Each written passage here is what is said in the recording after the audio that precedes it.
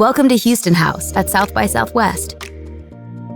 Sports have always been the ultimate unifier, transcending geographic borders, rising above partisan politics, and enabling multiple audiences and generations to find alignment. What's the secret? Technology. Technology influences how athletes train and compete, how fans engage and consume content, and how world-class venues are constructed. With the global sports technology market in the US expected to grow to over $36 billion by 2028, high potential opportunities exist in areas like wearable technology, esports, training, ticketing platforms, and everything in between. Join industry leaders as they discuss the explosive growth of the esports sector and what opportunities await founders, investors, and fans in this space. This panel is presented by The Ion. Hey, so this is an awesome time, just a great opportunity, and very thankful for the South by Southwest for allowing us to come in here and do our thing. And so, I'm excited personally because I have some personal friends up here that's sharing the stage with me, and so we're gonna have a great time. Hopefully be able to provide some valuable information to the folks in the audience, and we'll open it up at the end for some Q&A. So let's jump into it. So. Of course, my name is Ashley Dewalt, Managing Director of DivInc, and headquarters based in Houston. I'm actually the Managing Director in Houston, but the headquarters in Austin. And so I am 20 years experience management consulting, sports and entertainment industry, working with different talent, brands, properties, guys from LaDainian Tomlinson to Texas A&M, Gig 'em, as well as Nikes and the Under Armours of the world. And so, it's just been a wonderful ride, just being in this industry. And so, I want to, because we have some rock star panelists, I'm not gonna spend a lot of time talking about me. I want to pass it over to my guy, David, and have him introduce himself real quick, and then we'll move it on down the line. Great, thank you, Ashley. Great to be here. I'm David Gow. And I really have two fronts I work on each day. One is Gow Media, and Gow Media is a multi-platform media company with a portfolio of digital content sites, Culture Map, SportsMap, Innovation Map, and Automotive Map. And in fact, we've got Natalie Harms of Innovation Map there, and Lindsay Harville of Culture Map over there joining us. And those are our content sites. We also have some sports properties. We have ESPN Radio in Houston and a national sports radio network, a business where we create shows that we syndicate across the country. It's called the SportsMap Radio Network. And so I spend a lot of time with Gow Media, but along that way, Gow Media has several sports content verticals, as I noted, and I got a chance to see what was taking place in sports tech. It's a very, very exciting category, and I just thought it was right for some great investment opportunities. So in Houston, we assembled a great group that includes Reed Ryan, Oliver Luck, David Graff, and Steve Webster to form a board. Don Kendall, who's here, is one of our investors. And we put together a group to raise capital through a SPAC IPO, SPAC, Special Purpose Acquisition Corp, a hollow company where we've raised $115 million to go and partner with or combine with a company in sports tech.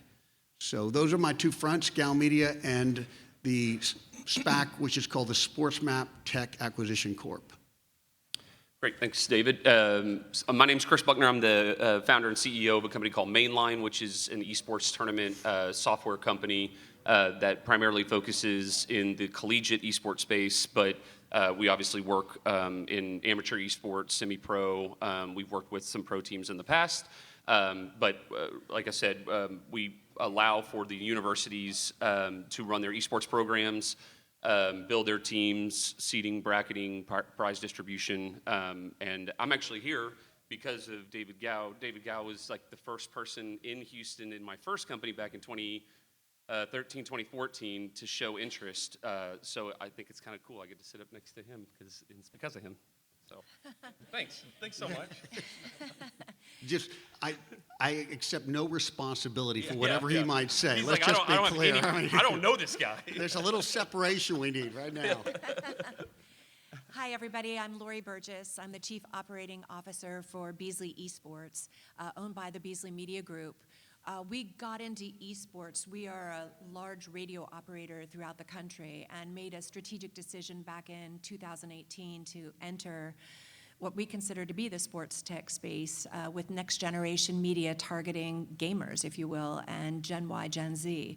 So we are now based in Houston. We have the entire Beasley Esports division under our helm in Houston, which includes Checkpoint XP, which is a content site all about the emerging, I would say really growing into mainstream space of video gaming and esports.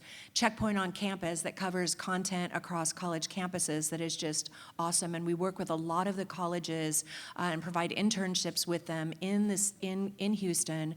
The schools in the collegiate space are not only having the competitive teams and such, but they also have very strong academic major and minor curriculums. So there's just a whole lot of excitement there. And then, you know, we've got the Houston Outlaws, which is one of 20 Overwatch teams in the world. We're about to kick off our season on May 6th, and I promise you we'll be one of the top 3. And we bring in players from, really the best players from around the world. We've got 5 of our 6 players that just arrived this week in Houston from Korea, so we expect to give them a really exciting year. And then last but not least, we expanded this past year into the Rocket League arena, where we have a Rocket League Championship Series esports team, Team Accelerate, that is now playing under our franchise, and we hope to have 2 other pros teams based in Houston by the end of the year.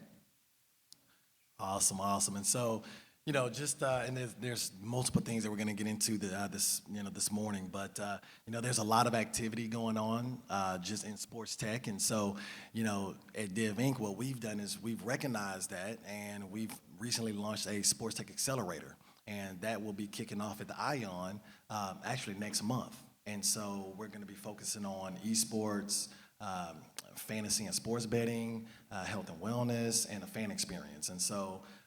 We're going to have 10 startups that'll be selected, put them through this 12-week accelerator program. They'll be mentored by, you know, folks from the Rockets, the Astros, the Outlaws, you know, just all of these different partners in the city to really provide support for these founders. And so, you know, I would love to, just for the audience today, if you guys can just kind of share some of the things that you're seeing in this space, because I believe that right now what we're witnessing is a digital transformation.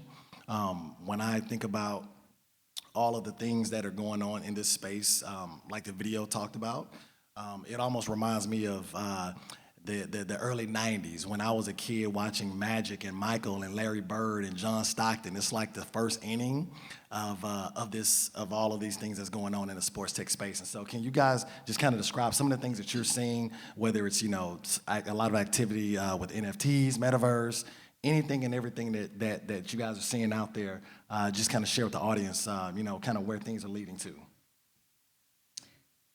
I'll start real quick, just from a media perspective. You know, we operate our teams very much like a media company, and so we're constantly thinking about how do we really optimize, I would say, all the new media platforms. You know, this younger generation of consumers that are under the age of 35, and largely those that are under the age of 24, you know, they're very different. They don't watch television. They're cord cutters. They don't have cable.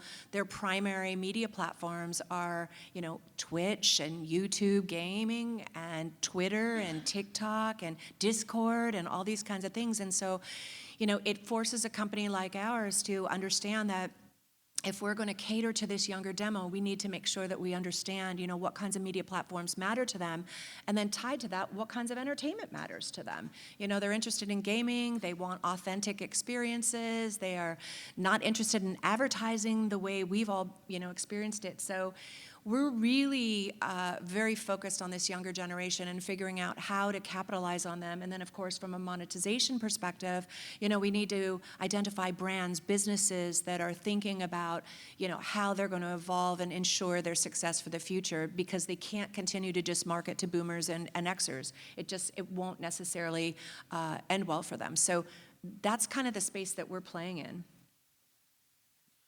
Well, this space, the esports space, is very, very exciting space. So our SPAC is focused on 4 categories.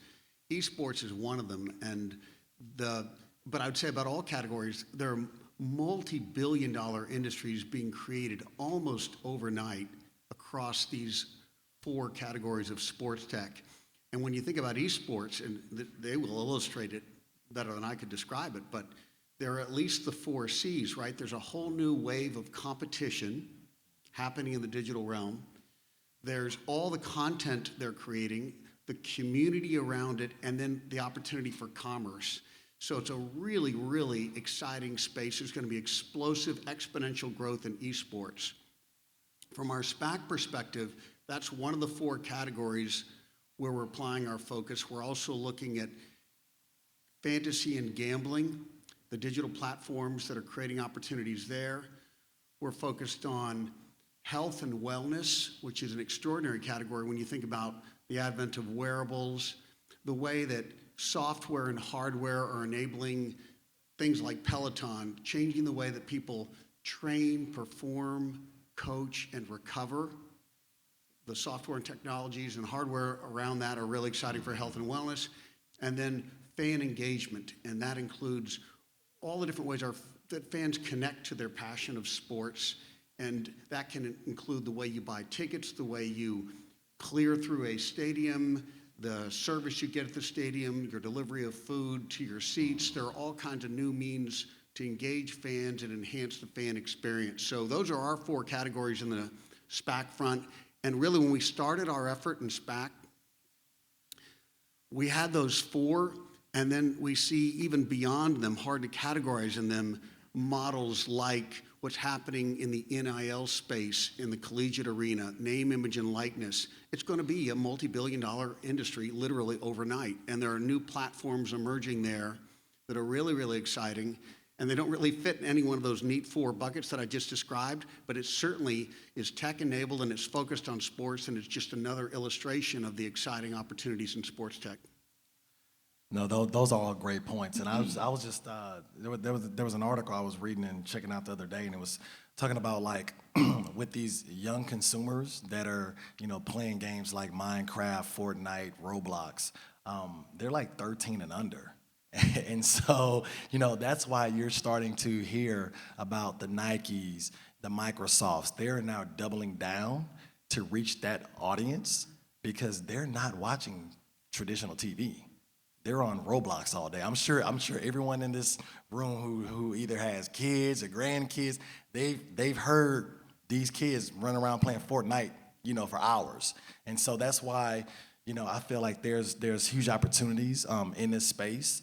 And that's why you're starting to see a lot of these consumer brands doubling down from an investment standpoint. When we talk about ad spend, I think I saw maybe a month ago, Nike was budgeting like $1 billion to spend on just advertising in the metaverse.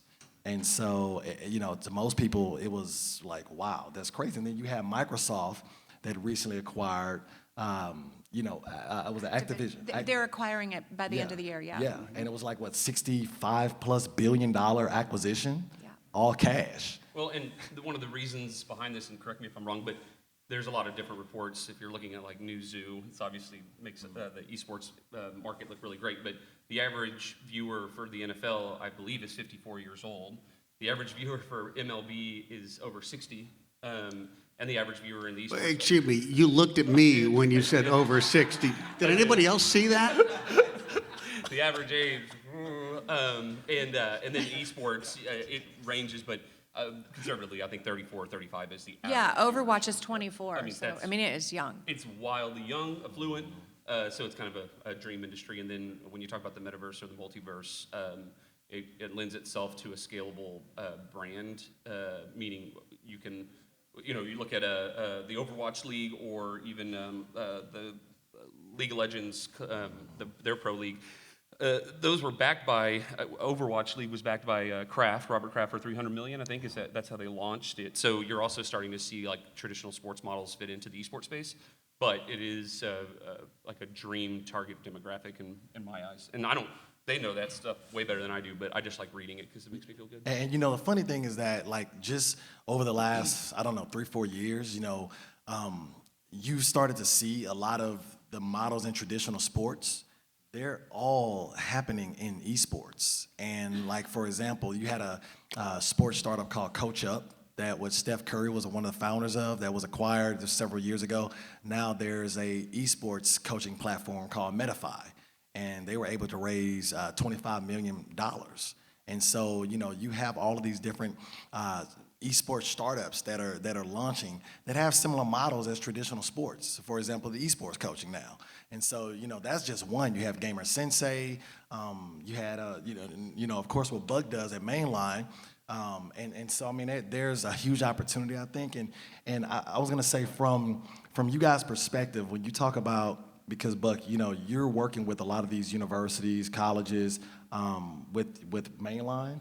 Can you kind of speak upon the opportunities in that collegiate space, you and Lori both, because I know y'all are working with University of St. Thomas. And so can y'all kind of touch on what are some of the things that you guys are doing in the academia world?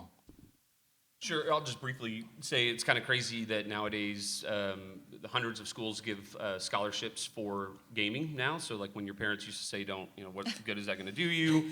It showed you, Mom. I'm not a gamer, but we recognized an opportunity. Our company kind of got a little bit of a jump start when we partnered with ESPN to do what was called their Collegiate Esports Championship back in 2019.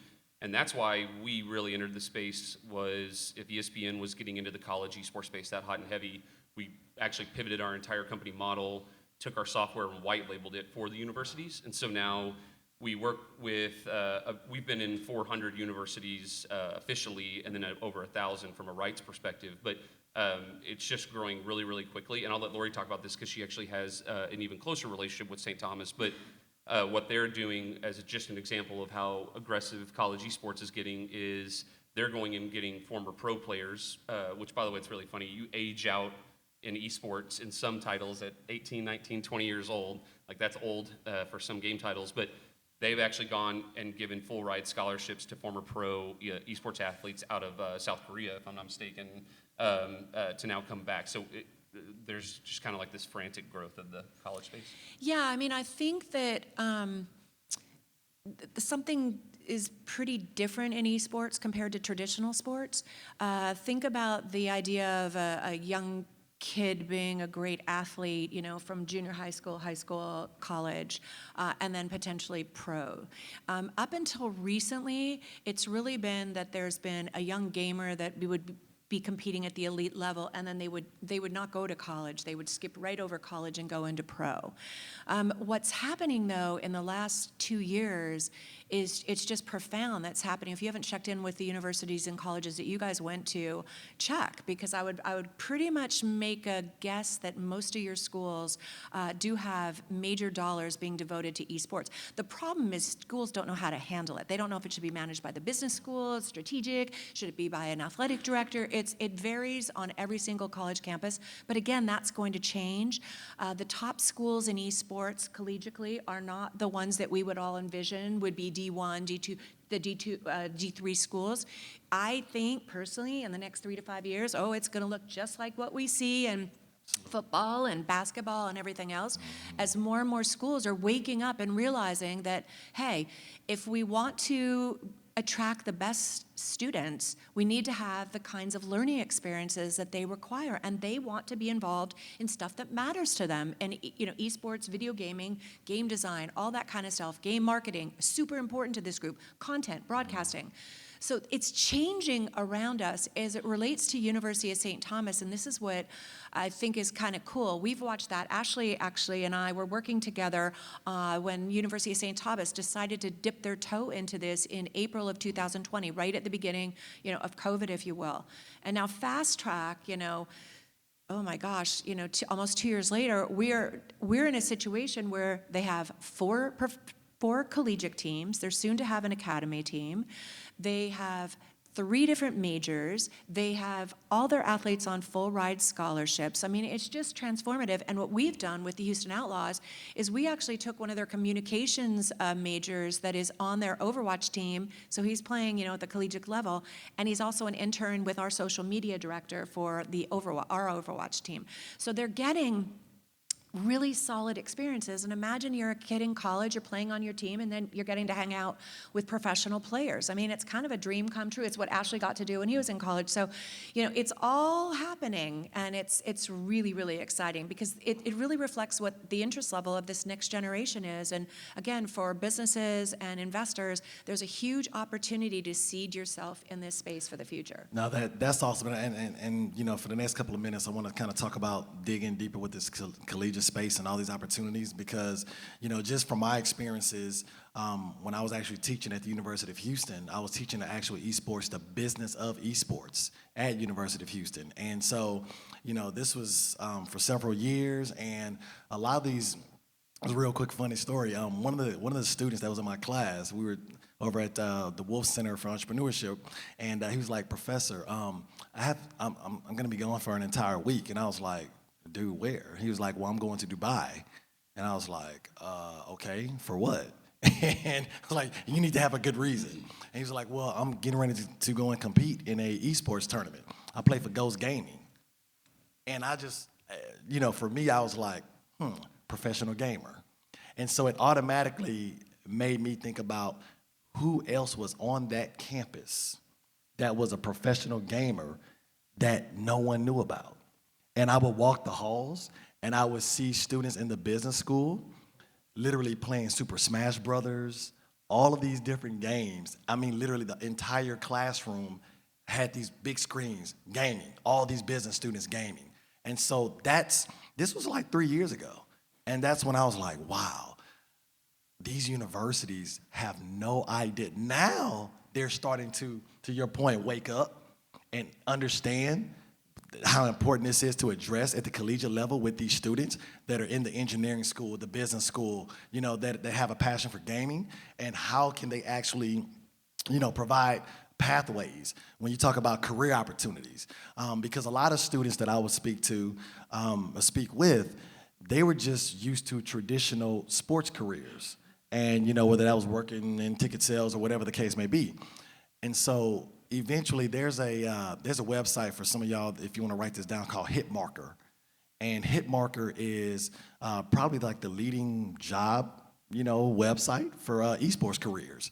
And I would actually show my students that particular website, and I'm like, hey, Capcom, 2K, Houston Outlaws, Mainline, all of these, Microsoft, all of these different career paths, whether you want to be, a Python developer, software engineer, or you want to go into marketing communications. But I think that the opportunity or the problem was that these students they didn't know what they didn't know. And so it's about exposure, and now that they're getting exposed to these career pathways, it's really just, to be honest, the job growth rate in esports, I can't remember the percentage, but I know it's exploding right now. Well, I just to add to that, we bought the Houston Outlaws in November of 2019 and moved them to Houston that December, and so we needed staff. And I will tell you that the caliber of staff that we recruited back then compared to now is like night and day different. We are getting young people that, you remember some of the interviews we had once. People thought that they were qualified for jobs in esports because they like to game.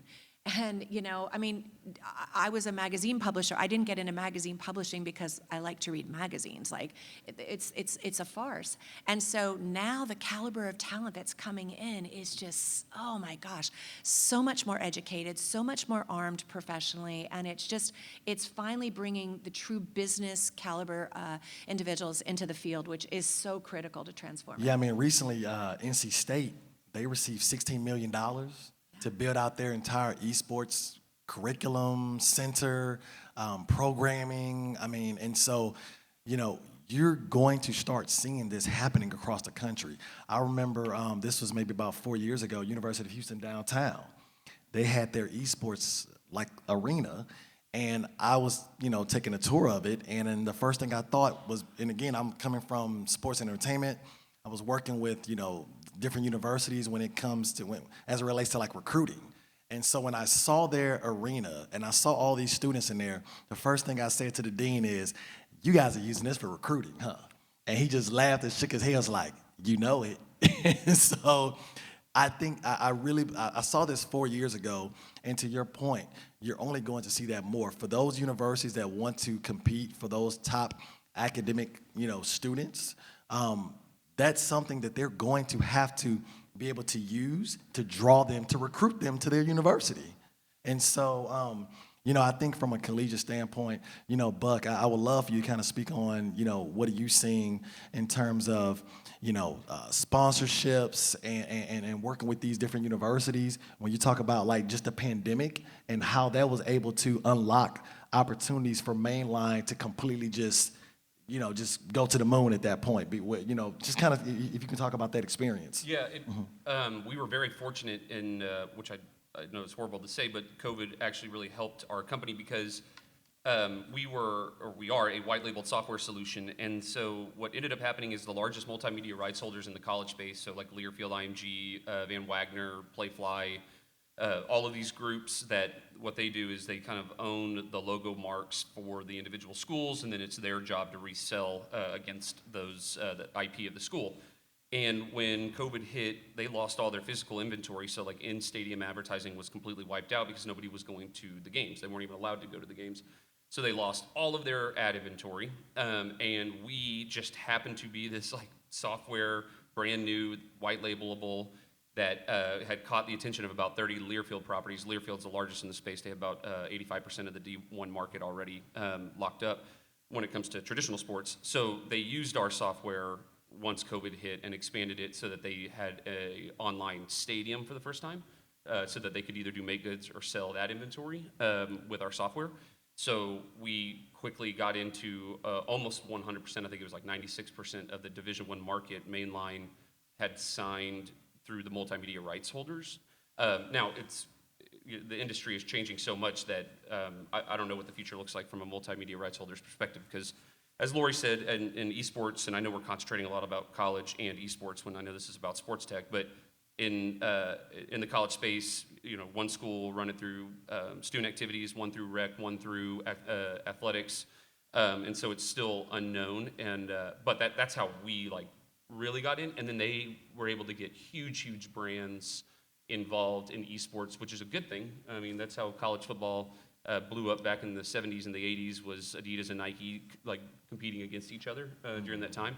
That's what we're seeing kind of in college esports now, is massive brands. But I don't know if you had any thoughts on that, because I know with Gal Media and all the entities that they have, if not just in esports, but from a sports tech perspective, how much interest you've seen from sponsors saying, okay, we need to start moving over into this space a little bit more. I don't know if you had... Well, sponsors do want to chase youth, and youth is certainly in esports, so that's been an attractive opportunity, no question.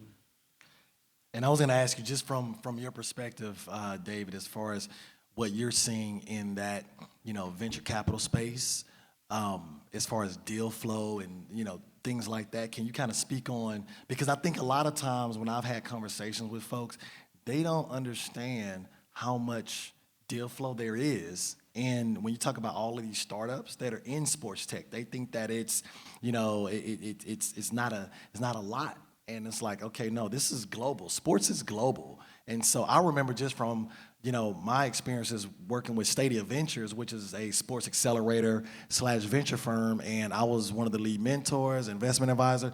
We would see companies from India to, Europe, all across the world applying. And so can you kind of speak about, your experiences and what you guys are seeing that relates to the SPAC, and just kind of talk about what you're seeing. So in the SPAC front, as I mentioned earlier, we've got 4 categories, and esports is certainly one, because, just the headline there, everything that's been happening in the realm of physical world sports is now happening in the digital realm of sports with esports, so big opportunities there. The other categories are experiencing explosive growth also, and there are a ton of emerging business models. Our SPAC has to find a company that has an enterprise value of at least $100 million as sort of a floor. So, and we've been seeing a lot of companies much smaller than that, but are poised for explosive growth. So one's in Houston, and let's bring this back to Houston, because Houston is a great home for entrepreneurial activity, innovation, and I think Houston's very well poised for sports tech. There's a great business in town. It's in venue. It just received VC funding and backing from KB Partners, a very prestigious and leader in the VC space. And in venue is probably one of the preeminent artificial intelligence devices around micro betting. So if we think about betting, all of us know that people will bet on whether the Rams are going to win the Super Bowl, but the micro betting realm is the realm where you can make a very, very small bet, a fast bet on, say, whether the place kicker is going to make the field goal when he lines up to kick it. And there's a whole lot of work between the stats, which is, oh, the kicker makes the kick from the 32-yard line 72% of the time, to these conditions, whether he would make it, and you have all those stats on the one hand, and you have a platform like DraftKings or FanDuel's, which enables people to make bets, but to take the stats and turn it into betting odds real time, very, very quickly, to enable a micro bet to take place, and then the micro bet will follow that, and the micro bet will follow that. Or from the baseball realm, if it's whether Altuve will get a hit this time at bat, that changes every pitch that takes place, because the odds of his getting a hit change when it's 1-1 in the count or 3-2 in the count. And that work to take stats into a bettable form is really a technology effort, it's AI effort, and the company that has just gotten VC funding and may become a leader in that space is based in Houston. And that's a really exciting new category. Micro betting is probably the future of betting as legalization takes place across the country.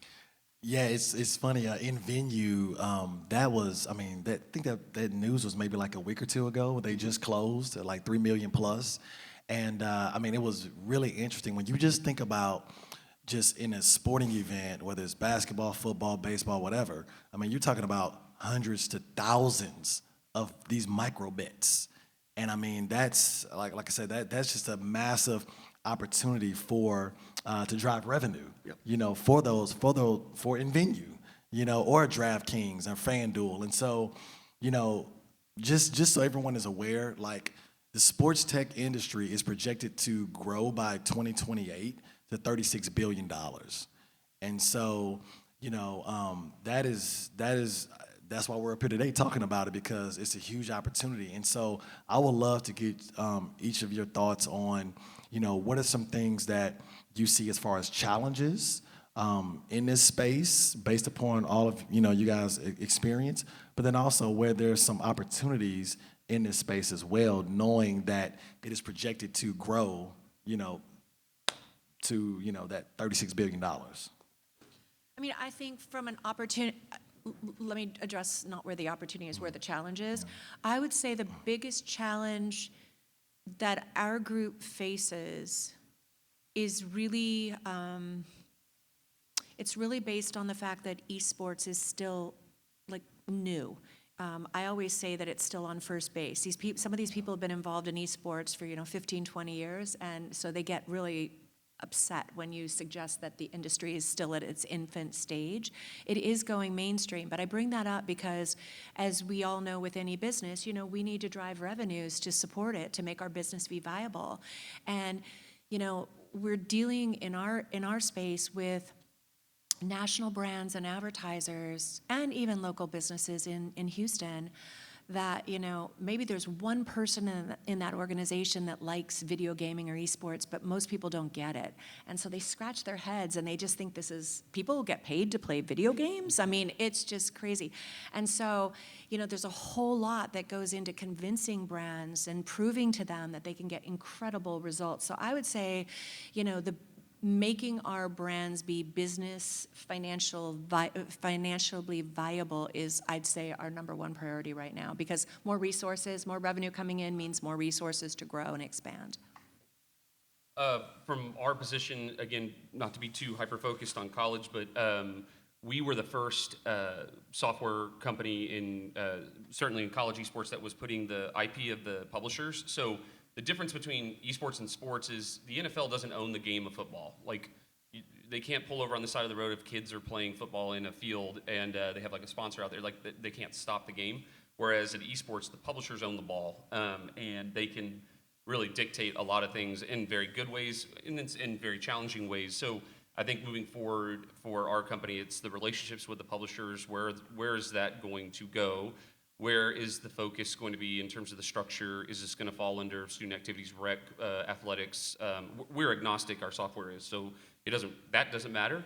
But what does matter is wherever it lives, it needs the backing of full-time employees, for instance, because the turnover right now, esports is a lot of it's run by student leaders, and the turnover every year of a student leader that's trying to run esports programs, the continuity goes out the window. And then the last thing I'll say, just directly related to our software, when we took over the market and we were the first company to put the IP marks of the publishers next to the IP marks of the school, it was great, and we certainly won the market really quickly, but then the market was flooded by people that essentially went to our clients and they said, well, we'll do it for free if you just don't use Mainline. And Mainline is kind of known as the most professional of all the college esports companies, and that's not a knock.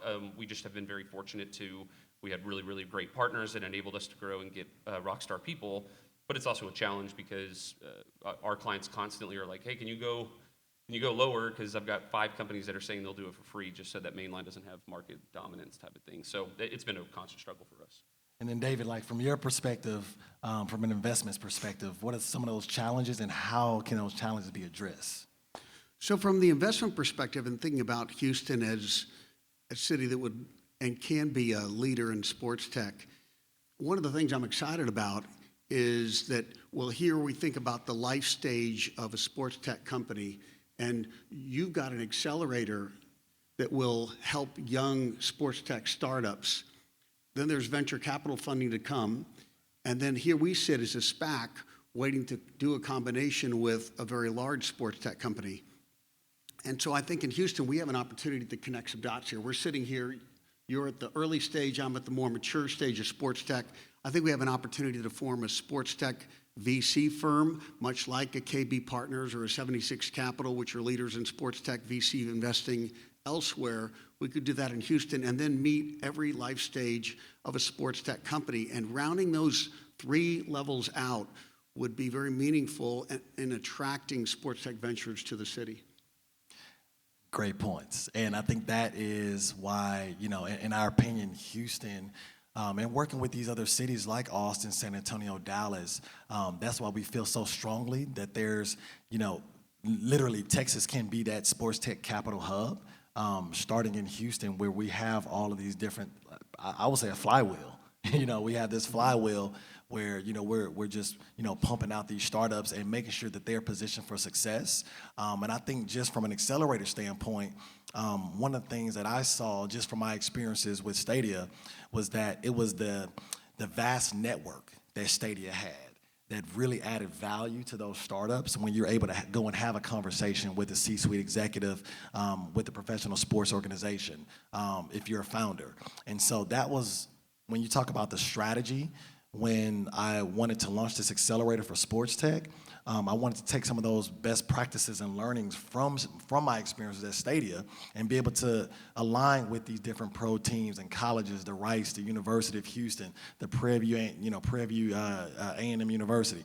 Have those organizations to where they're providing pilot opportunities for these startups, because that is truly a challenge where we've come across founders of startups that they don't have the network.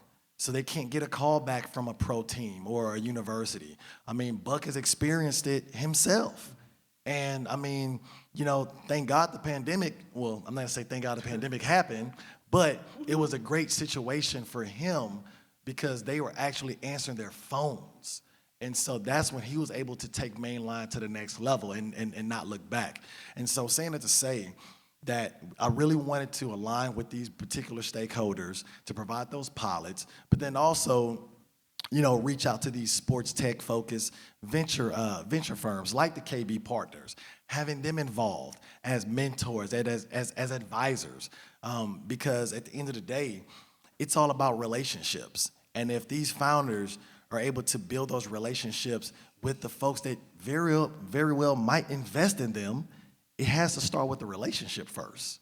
And so that's critical. And so, that's why I feel that, the strategy that we're going about is going to position these startups for a lot of success. Yeah, I think one thing we ought to think about in Houston, and we all are invested in this space, is the city's done an amazing job of setting up innovation hubs and entities like the Ion and the Cannon and others. And what we're doing, of course, is we're very horizontal there. We're spread across lots of different businesses, and we're planting 1,000 flowers horizontally. The question is, do we need to co-locate some real industry expertise, some vertical expertise, so that we can have critical mass in a particular industry category like sports tech? Because I think one of the challenges in esports is some of these, they're a bit on their own. Having more, a more concerted effort, an industry concentration, a collection of resources and teams and people involved in the space, I think will take the horizontal efforts, turn them into more of an industry concentration. Houston, obviously, and we're going to hear it later this week, here at Houston House, has been at the forefront of green tech and all the work that's happening there. Health tech, Houston has a real marketplace and brand, and I think sports tech can be another strong industry vertical where the city can really plant a flag and be a leader. Yeah, and I want to reiterate there, because it's the whole group here, is you have the SPAC, a massive sports SPAC that's going out for sports tech. You've got obviously the Accelerator. You've got another group that's looking to do in the venture capital space, the fund in sports tech, and you've got these companies. But David's son, Lawson Gao, actually, I know you've talked to him about it as well, as like Houston has this chance to kind of complete the equation of what is it going to take to turn Houston into an X town, and in this case, it's a sports tech hub, or sports and sports tech. And you look at Atlanta is known as a fintech, and you've got Miami with crypto, and you've got health and up in Boston and stuff like that. Same with Houston as well. And I think we have almost every single piece of that equation. Let's just say there's 8 pieces to it. We almost have all of them built. I think we need to have a homegrown company that has a good exit. So somebody just come by Mainline, that would be great, as soon as possible. At a big price. Big, just giant. But I do think that there are a lot of those things, having more and more esports companies, having more and more sports tech, subsidizing, bringing this in, because whether we like it or not, the city was built on oil and gas, and there's absolutely nothing wrong with that. In fact, I think it has afforded us the opportunity to get a little bit more creative now, especially after the Amazon stuff. We're hungrier than ever to do that. So pretty much everybody up here with your Accelerator, your SPAC, this sports fund that's coming, I think that almost every part of that equation would be solved. Yeah, and I'll add one more thing is, from an educational standpoint, what we've been actively doing collectively is being able to, invite, former and current athletes to just learn about venture, learn about sports tech, esports, because if you think about it, guys like Kyler Murray, he's a part of FaZe Clan. He's a gamer, one of the top quarterbacks in the NFL. Odell Beckham. I mean, I can name all of these different professional athletes that not only are traditional sports athletes, but they're also gamers. And so, but at the end of the day, it's about, in my opinion, it's about educating the masses about these opportunities. And so we've been, proactively just educating the community in Houston, about the opportunities in sports tech. Because I think a lot of times when I've talked to, VCs, I'm like, hey, these athletes will invest in what they know. And when you talk about human performance, the wearables, digital, fitness, that's what the athletes, because they're literally using it already. And so the next Whoop, the Aura Ring that tracks your sleep, the athletes will invest in that. And so I think that, at the end of the day, it's about us also educating the community as well about those opportunities, from a venture perspective, but also, how to launch a startup, how to launch a esports startup. What does that take? And then also, hey, everyone might not want to actually launch a startup, but they might want to actually go work at a startup. So what is that pathway? If you want to launch, your career working at a startup, what does that look like? And so I think, all of those different things that we're all addressing collectively, because honestly, no one can do it by themselves. It's all about, I'm a firm believer in collaboration, and that's why when we launched Accelerator, we reached out to, Thomas Salone from Sports Innovation Texas, who's based in Austin. So that way, Thomas was able to send these Austin sports startups to us and sourcing deals from Austin, as well as Women in Sports Tech that's founded by Mary Lou McFarland and Elise Soul. We reached out to Women in Sports Tech because we want to be inclusive and have more women in this space. And so that's one of our partners is Women in Sports Tech. And so, again, it's a collaborative effort. And we've reached out, to multiple partners, well, even Cannon Sports. We actually have our events there. And so it's really building community. And you can't build community if you do not collaborate. And so I think that's because we're all of the same mindset. I think that's why we'll be able to have a lot of success and really plant that flag in the ground in Houston. One thing I like about Houston as some of the foundational aspects for sports tech is the intersection of our leadership in health and medical intersects with sports tech in a number of ways. We looked at this business the other day. It's just fascinating to think what will happen here. But they're tapping into wearables technology, and of course, wearables will track how you sleep, how much exercise you're getting, how many steps you're taking, what kind of weights you're lifting, all those great things. They get fed into an app. And then every time you sit down and eat, you take a picture of what you're eating, and that gets fed into the app. And even other sort of mood swings you can register into the app. And then at the other end of that is a life coach. And that coach actually works with probably 100 different players, as they call them. And the coaches are actually compensated by the progress of their players. So the coaches are incented to encourage their players to perform well across all these dimensions of health and wellness. Well, some of that, the best technologies in that come out of Houston in terms of we're a leader in med tech and health and wellness and longevity studies. So we're really well positioned in that. And it's that combination of sports tech and med tech I think is really, really compelling. And lastly, just to tie this out, because you can't have one of these conversations without talking about the metaverse, all of that I just described really works well in an app, getting on a phone or having a Zoom call with a coach. But they're going to take all that into the metaverse. So there'll be a Chris Buckner avatar, scary as that may sound, who is living out this. And for some people, they claim that they will feel more motivated to get their avatar healthy than they are to take care of themselves. And so it's almost another level of motivation, but your avatar is experiencing everything you are, of course, in the physical world. And the avatar then can converse with the coach in that metaverse world, and all kinds of dimensions happen there, and the rewards in the metaverse and the gamification and the incentives are all in play to incent great behaviors. So it's a neat intersection, and I think Houston's really poised when you think about some of our foundational industries. Yeah, I mean, just to add one other thing, I think what we're seeing, when Ashley said earlier there's a shift going on, I would say the shift is that we are truly moving into a world where virtual everything is going to dominate. I mean, I know we all like live meetings and events and this kind of thing, but, I think one of the things that happened with COVID is it just accelerated our comfort level, our acumen in terms of being able to function virtually. And you're seeing that with Zuckerberg's, Meta, same deal. Our company's working on a whole entertainment world on the metaverse. And so everybody's getting to that place. And I do really question, what is the world going to look like in a number of years? We still want competition, right? We still want to engage with others. It's just, are we going to be doing it sitting here, or are we going to be doing it, virtually? Yeah, so I mean, great point. I mean, and a lot of people think that, we're going to be in this Ready Player One, sooner than later. It might not happen, might happen. But, I mean, there's so many things that's going on right now that, something will be happening sooner than later. That's for sure. And how we engage and continue to engage with one another. And then, what I want to do is we have about 10 more minutes. I want to kind of leave it open for a Q&A session. What does micro betting look like in a non-traditional sports game? I mean, I can speak from just a team perspective. So Overwatch League does not allow betting. It is not on any of the platforms. Rocket League, I don't know if it is. We don't follow it. But again, our audience is a really younger consumer.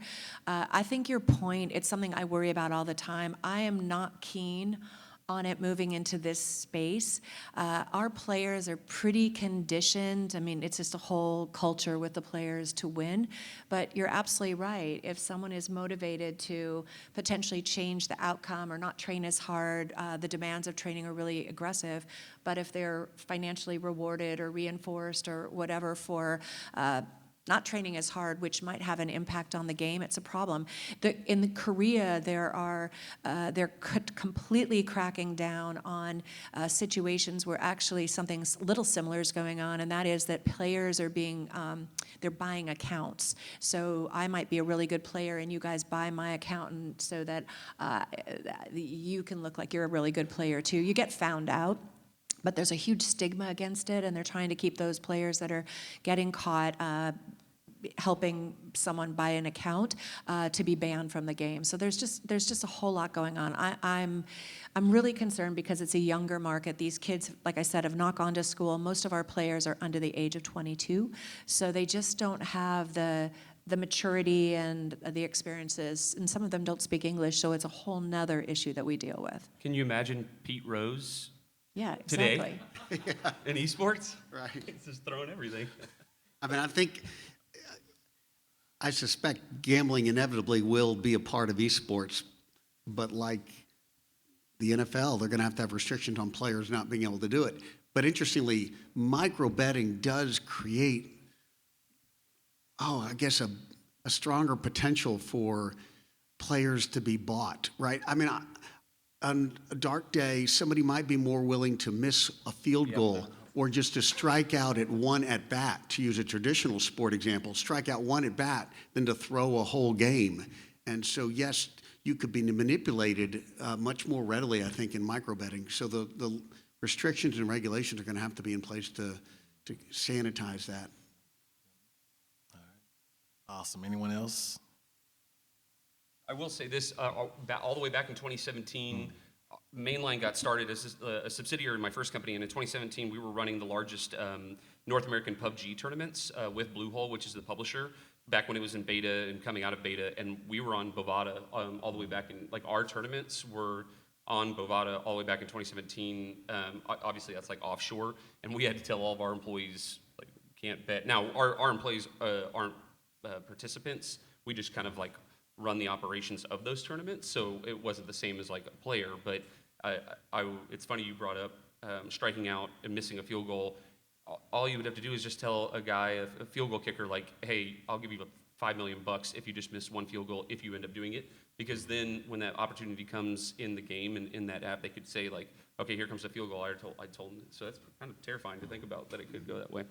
I do want to briefly chat about like Web3, NFTs, crypto, things like that real quick. There's been a lot of noise, I feel like, in the industry about those different things. And so, I was listening to a podcast last week, and, this person made a really good point, is that we really don't know what Web3 is going to look like. We're still so early right now with Web3. It's almost like, when you think about Facebook, well, Meta, no one knew what Meta would evolve to. It was just, it's one of those things that we're kind of in that same kind of phase right now with Web3, is we're still trying to figure it out. All of these different, podcasts and folks that are talking about, the Web3 is going to be this. Like, I would argue you really don't know. And so, I think that there will be some huge opportunities with Web3 and blockchain, and, how blockchain can, how these pro teams can be able to use blockchain to keep things secure. Recently there was a company called Dibs, a sports startup called Dibs, and they provide fractionalized trading cards, which I thought was really interesting. Because I'm like an 80s baby, and I always used to collect, the Deion Sanders Topps cards and, Upper Deck, and now you have these ways that you can actually buy shares into trading cards, but they're digital collectibles. And so, there's a lot of, that's just an example. You have another app called Sleeper, and so that's like fantasy, betting app. They're one of the top apps in the App Store. So you have all these different things that are kind of going on, which I think is why we're in that first inning. So it's really exciting, from my perspective, to see the days of when I used to talk to guys like Ray Lewis and try to like beg him to jump on Twitter, and he was like, "Why do I want to jump on Twitter? Like, why do I want to be on Twitter?" To where now you have these athletes that are very digital savvy. That's just they grew up with the iPad, with the iPhone. So it's just been interesting over the last 20 years, in my opinion, to kind of see how things have evolved. But then also, as well, how these athletes are also investing in sports tech. And, how they're no longer investing in just car washes or barbershops. They're actually having interest in investing in sports startups and what they know. And so, I think that's really interesting to see so far. We've got a friend who just bought a tavern in the metaverse. And so you're right, it's very early. He's got a tavern, and I'll give a little plug for it. He'll be so delighted. It's called Isla. You can go there and do nothing. But he's got a tavern in the metaverse, and he spent a little money to get there. But yes, it's early, and these things are developing, but it's funny to think that he's already out there putting his stake in the ground. I just was going to say that this is the first time that you're seeing research that's telling you that a large consumer group, which is really Gen Y, Gen Z, is favoring gaming as much as music. And, television and radio are just not nearly as popular. So there's a shift happening. It does not look anything like the Boomer and the Xer profiles whatsoever. So, it's these digital first kind of opportunities, these tech companies that are really able to develop products for the future, gain insights from consumers that don't, are living virtually is, I think, where the action's going to be. If you want to learn more about the industry, there are several sites, sportstechx.com. You also have Front Office Sports. Adam White, he's the founder of that, Front Office Sports, and outside of the Sports Business Journal, obviously. But I would invite you to just check that stuff out. I mean, you have Sports Tech podcast that you can just search for on Spotify. And so there's all types of these different mediums that you can actually educate yourself more about the opportunities in this space. So I want to thank everyone for coming out here. I want to thank our panelists. Thank y'all. Yeah.